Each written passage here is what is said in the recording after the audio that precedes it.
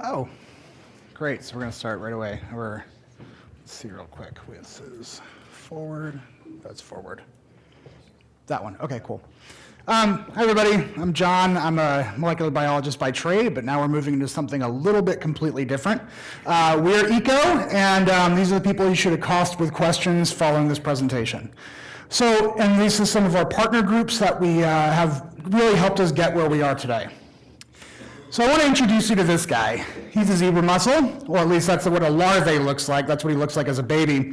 They look like this when they're an adult. They're about 1 inch long, and they cause massive amounts of damage to native species like native clams. They water pumps, water pipes, other large infrastructure, and generally make a mess of the environment, leaving what once were pristine environments looking completely unrecognizable. This is not the kind of beach that I want to hang out at the end of the day. So this problem is vast and it's expanding. The problem for, our first infested lake in Texas occurred in 2009. It's since spread throughout the state, including this year at Lake Travis and Canyon Lake, actually while we were at SEAL. So how do they detect these things right now? How do they find them? Well, it's pretty rudimentary. They're using plankton nets that they dip in and take a water sample with, which then gets concentrated, and a small portion of that gets analyzed via microscopy.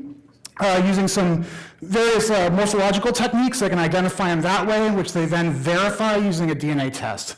So this only captures the larval stage. It tells you nothing about the population, the wider population. It's extremely labor intensive, and it requires expensive experts to analyze these things. And this DNA test that they're using is about 35-year-old technology, and it's only a yes or a no. It doesn't give you any quantitative data. So how do they treat these things? Well, one way is they drain the area and pay people to scrape it off, which, as you can expect, is extremely labor intensive. Or we use chemicals that are not approved for use in open water because they're environmentally hazardous, and they're actually not even very effective. That's copper sulfate and chlorine are the most common ones. The zebra mussels actually go dormant for a period of up to 4 weeks in the presence of these chemicals. So what do we do that's totally different? So most of my background is in early cancer detection and biopharmaceutical development. So what we're doing is, instead of using a plankton net system, we're using a pump-based system that fractionates the water column into multiple fractions, which we can then extract nucleic information from and analyze using molecular biology techniques that we normally would use for early cancer detection. This allows us to look at multiple life cycle indicators of the species, so we can get a full understanding of what the population is, where it is, and how dense it is, and what's going on with it. Not just at the larval stage, but at every stage. Even if a fish comes by and eats one of these things and poops it out, we can find that too.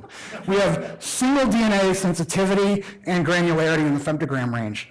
So what does that actually do for us? Well, what it does is it allows us to, in early stage infestations and low biodiversity infestations, there are techniques that can be employed if you know what's going on to eradicate these things early. It also allows us to detect them early and protect lakes.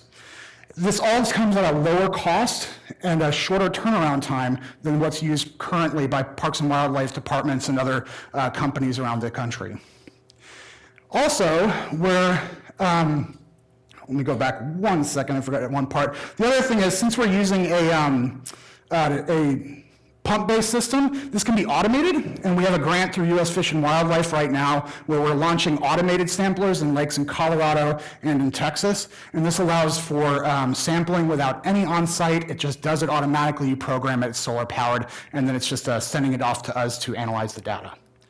So we're also working with the Bureau of Reclamation, Department of Interior, to develop a chimeric protein-based therapeutic using technologies that I worked with previously at my old biopharma startup company.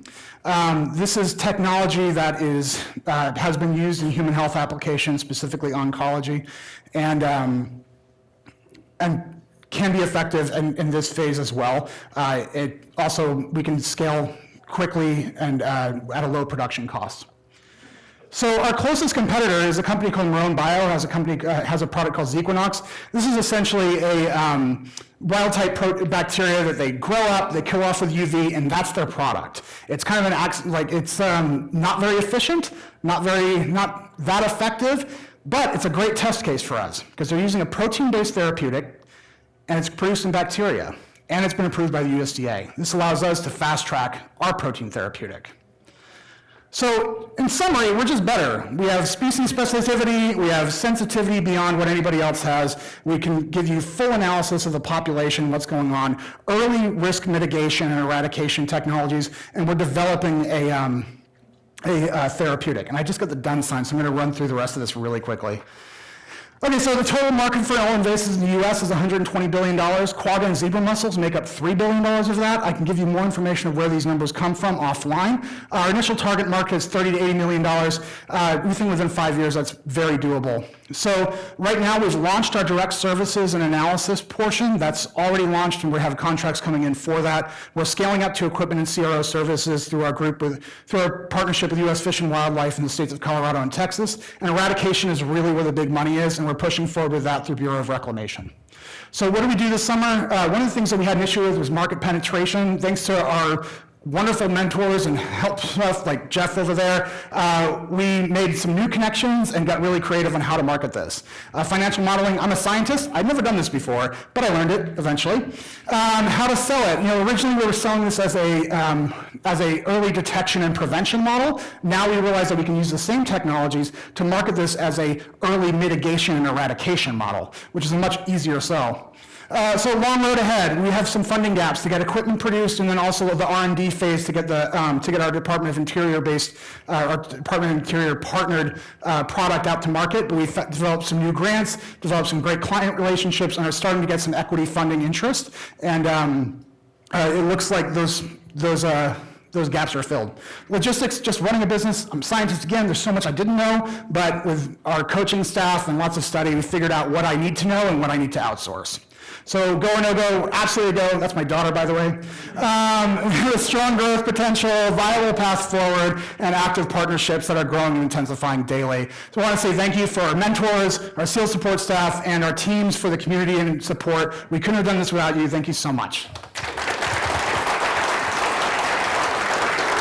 I want to stay up and ask questions, but I gotta move. Thanks, Bart.